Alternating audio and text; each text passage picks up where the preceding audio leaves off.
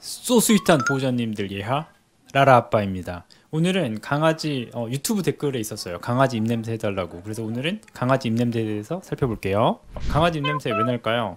가장 흔한 거는 치아 문제죠. 잇몸의 문제겠죠. 그래서 이런 경우는 스케일링하고 연마 치료하면 드라마틱하게 좋아져요. 치석이나 치태 이런 것들이 입냄새의 큰 원인이 될 수 있어서 이걸 치료하면 좋아져요. 이런 친구들은 보통 6살 이하의 건강한 아이들인 경우가 많아요. 그래서 6세 이하고 입냄새가 좀 심하게 난다. 그러면 대부분은 치아 문제니까 스케일링이나 연마 치료 아니면 이런 걸 예방하기 위해서 매일매일 양치질을 하면 좋아요. 선생님은 별이 양치질 매일 하시나요? 안 하죠. 저희 집 아이 라라 양치질 매일 받을까요? 하려고 노력해요. 근데 까먹을 때도 있어요. 그러니까 보호자님도 양치질 안 하고 있다고 죄책감은 느끼지 마시고, 하지만 양치질을 매일 하는 거는 중요해요. 6세 이하인데 양치질도 잘하고 병원에서 치석도 별로 심하지 않는데 입냄새가 많이 난다. 그러면 뭘 먹는지 한번 생각해 보세요. 생선기름 먹으면 냄새 많이 나요. 저 오메가3가 좋다는 건 누구나 알거든요. 그래서 오메가 관절에도 좋단 말이에요.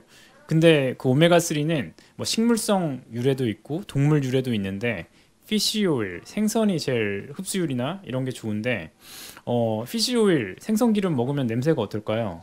향기로울까요? 아, 장난 아니에요. 그 비린내 정말 지독해요. 그래서 펌프로 된 몇몇 오메가3, 피쉬오일, 생선 성분 좋은 것들은 냄새가 굉장히 고약해요. 그래서 캡슐로 된 것도 있죠. 다만 이제 오메가3는 꼭 냄새 때문에 그런 게 아니라 산화될 수 있기 때문에 펌프보다는 캡슐을 선호하고요. 다만 이제 캡슐을 못 삼키는 친구들이 있어요. 그 친구들은 캡슐을 잘라서 맛있는 거 위에 섞어서 주라고 하는데, 그때도 냄새가 많이 날 수 있어요. 그래서 6세 이하의 건강한 아이들이 만약 냄새가 너무 많이 난다면 뭘 먹는지 한번 생각해 볼 수도 있어요.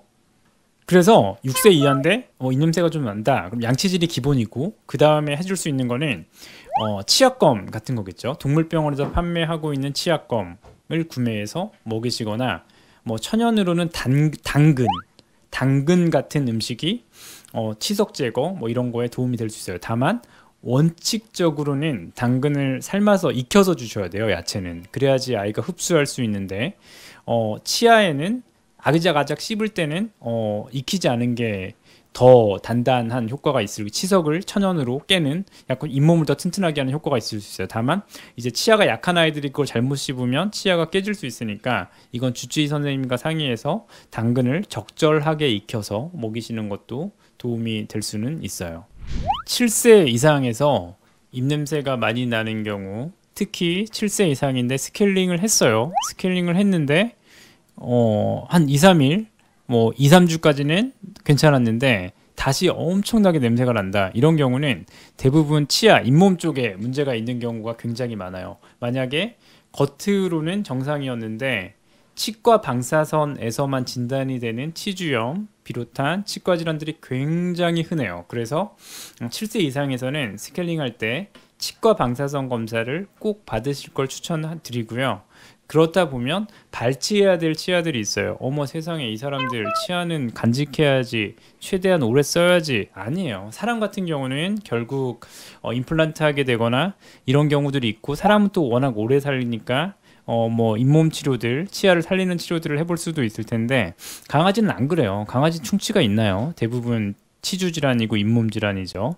그리고 이건 다 진행을 하게 된단 말이에요. 우리가 제일 무서워하는 그것, 아이가 아픈데 말을 못하는 대표적인 질환이 치과 질환이고, 그러다 보니까 발치를 했을 때 아이가 더 아파진다든가 삶의 질이 떨어진다든가 불편해하는 게 아니라 오히려 현저하게 나아지는 모습이 대부분이란 말이에요. 이거는 말 그대로 알터니를 빼주니까, 통증을 사라지게 해주니까 아이가 더 활발하게졌어요, 회춘했어요, 이런 얘기를 듣는 거거든요.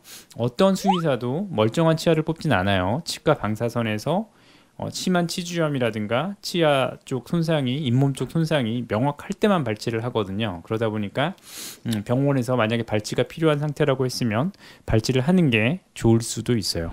또 7세 이상에서는 꼭 치아 쪽 문제뿐만 아니에요. 간이 안 좋아도 냄새가 많이 날 수 있어요.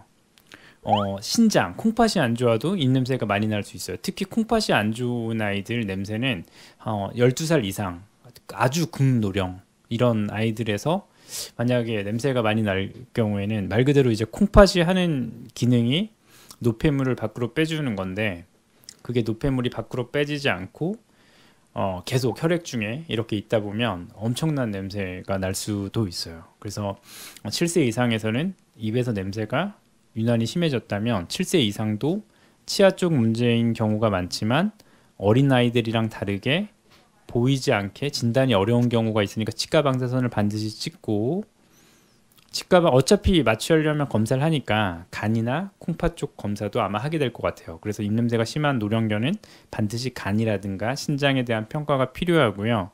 그것뿐만 아니라 구강에 종양이 있는 경우도 있고요. 잇몸 안에 뭔가 박혀 있거나 이런 경우도 있어요. 그렇기 때문에 노령견에서 냄새가 난다면 6세 이하 아이들보다는 조금 더 적극적으로 봐주실 필요가 있어요. 그래서 강아지 입냄새 관리를 위해서 가장 중요한 거는 양치질이고요. 가장 피해야 될 것 중에 하나는 사람처럼 달달한 음식 먹는 거예요. 뭐 보호자님이 좀 달달한 음식을 먹다가 아이를 주시면 그 설탕 덩어리는 당연히 치아의 세균을 확 증식하고 잇몸 질환을 빠르게 악화시킬 수가 있으니까요.